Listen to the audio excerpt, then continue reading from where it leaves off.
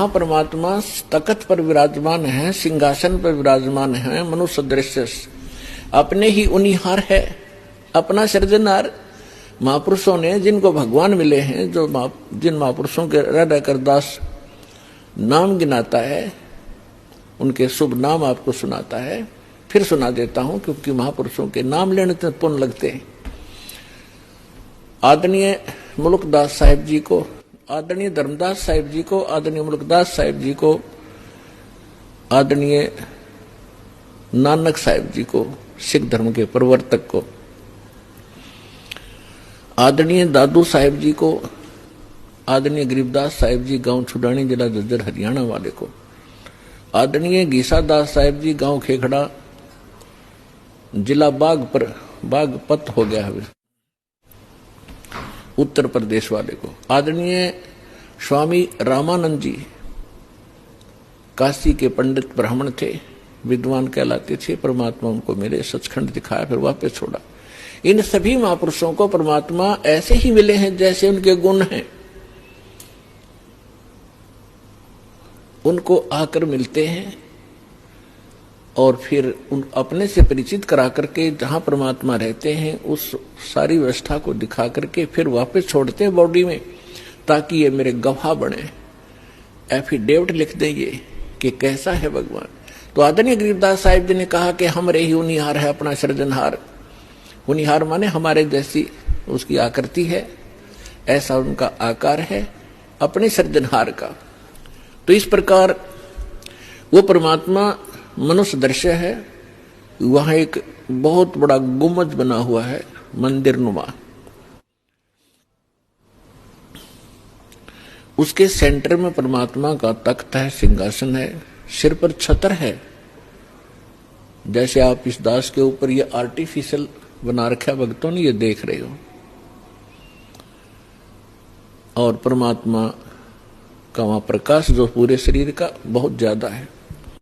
उस परमात्मा के एक रोम माने बाल, एक रोम कहो या रोमकूप कहो, क्योंकि शरीर से ही उनकी बॉडी से ही प्रकाश निकल रहा है, झलक रहा है, उसी से उसके रोम यानी बाल प्रकाशित हो रहे हैं। करोड़ सूर्य मिला दे, करोड़ चंद्रमा, तो भी एक रोम यानी बाल का प्रकाश ज्यादा होगा। तो इतना तेज है उस परमेश्वर का। वहां पृथ्वी है सतलोक, जैसे धरती आप देख रहे हो ये ऐसी, वो केवल व्हाइट कलर की है। जैसे आप बालू रेत देखते हैं तो वहां वो पृथ्वी का कैसा रंग है, और उस पर वर्षा हो जाती है, वो सेट हो जाता है तो भी कलर वैसा ही रहता है। तो ऐसा उस सतलोक का भी प्रकाश है, वो भी सौ प्रकाशित है, जैसे हीरा प्रकाशित होता है। हीरे में अपने आप चमक होती है, मोती में चमक होता है, इस प्रकार वो पृथ्वी है। वहां सदाबहार वृक्ष हैं, सदाबहार ये सभी काजू, किशमिश, मेवे, सेब, संतरे, सभी फल फ्रूट वहां सदाबहार रहते हैं, वहां कभी अकाल नहीं होता। ये तो है वहां की सतलोक की डेफिनेशन। और परमात्मा कैसे हैं ये आपको दास बता ही रहा है कि मनुष्य दृश्य है, और वहां सृष्टि है ऐसी ही।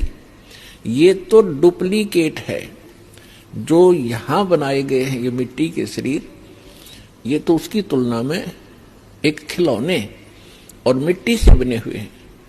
और वहां का जो शरीर आपका स्वर्ण का हो, जो कभी विनाश में नहीं आता। इस प्रकार वहां सृष्टि है। वहां आपके पूर्व के सभी महल ज्यों के त्यों हैं। प्रत्येक व्यक्ति की एक विशेष टेंडेंसी है, एक वृत्ति है, जरा सा कोई अच्छी पोस्ट बन जाती है, उसको प्राप्त हो जाती है, या कोई धन चोखा मिल जाता है, बढ़िया कोठी बनाऊं, बहुत लंबी चौड़ी, ऊपर नीचे, और आगे पार्क हो, पार्क में फिर आगे बगीचा हो, एक साइड में तालाब हो, झूले डाल रखे हों, और फुहारे बनाता है आर्टिफिशियल के, कभी कभी फुहार भी डालूं, तो ये बनावटी है।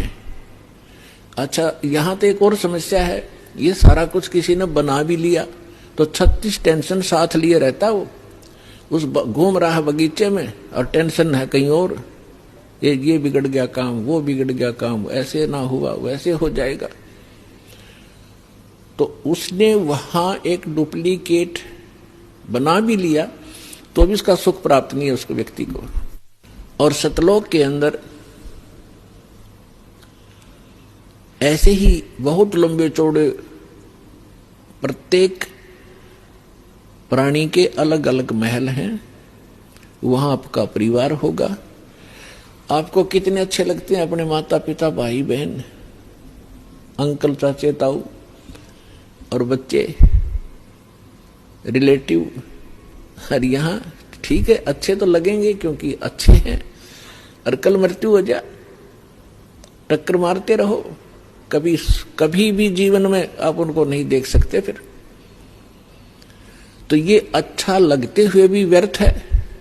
और वहां जाओगे आपके सारे सुख होंगे, वहां कभी मृत्यु नहीं होगी। कोई व्यक्ति नहीं चाहता मैं वृद्ध हूं, वृद्ध अवस्था प्राप्त हो, बूढ़ा हूं, और बूढ़े हो गए। कोई नहीं चाहता मैं मरूं, और मृत्यु डेफिनेट। तो ऐसी धारणा क्यों आपकी? क्योंकि आप पहले ऐसे लोक में रहते थे जहां ना वृद्ध अवस्था है और मृत्यु नहीं है। वहां ये 5 तत्वों का बना हुआ पुतला नहीं है। इसमें कभी बीपी हाई है, कभी लो है, कभी राग खींच रहा है, कभी द्वेष। राग द्वेष वहां होता है जहां समानता नहीं होती, और वहां समानता है। एक परमात्मा को छोड़कर सबके एक जैसे बॉडी है, एक जैसा सबके महल हैं, एक जैसा खान पान है, कोई उसमें अंतर नहीं और कोई अभाव नहीं किसी वस्तु का। तो राग द्वेष और इस तरह के जो रोग होते हैं ये किसी त्रुटि के कारण होते हैं। तो आप जी उस स्थान को छोड़कर गलती से यहां आ चुके हो, और यहां आपका कोई ठिकाना नहीं। जिन महापुरुषों को परमात्मा मिले उन्होंने बताया है, आगे गए ना बावड़े, बावड़े माने वापस नहीं आए। पहले जो चले गए उन्होंने आकर बताया नहीं हमारे साथ क्या बीती, और रहते भी सब जाही, बिन साहेब की बंदगी कहीं ठोर ठिकाना नहीं।